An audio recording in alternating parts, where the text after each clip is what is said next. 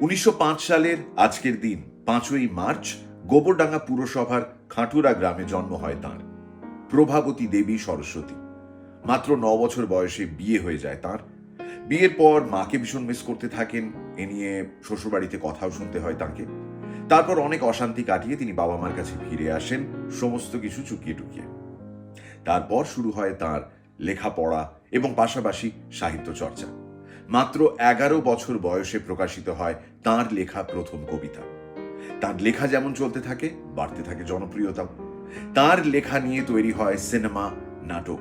আর তাঁরই হাত ধরে বাংলা সাহিত্য পায় তার প্রথম মহিলা গোয়েন্দা চরিত্র, যার নাম কৃষ্ণা। কৃষ্ণা খুব আধুনিক। তিনি ঘোড়ায় চড়তে পারেন, মোটর গাড়ি চালাতে পারেন, দেশি বিদেশি আততায়ীদের সঙ্গে মোকাবিলাও করতে পারেন।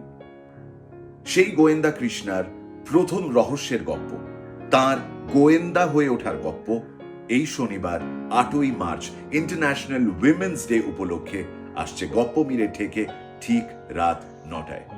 কারণ যে রাঁধে সে রহস্যও ফাঁদে।